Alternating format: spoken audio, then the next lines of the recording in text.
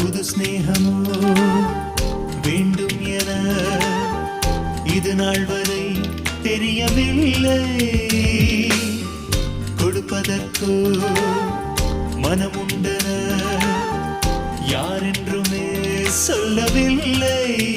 நேசவிலாசம் அறிந்ததோ நெஞ்சம் சிறகு முளைத்ததோ என்னவோ. திசை மாறி போயாச்சு மனசு,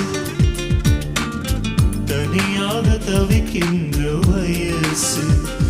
தென்றல் காற்றே உன்னிடம் கேட்டேன்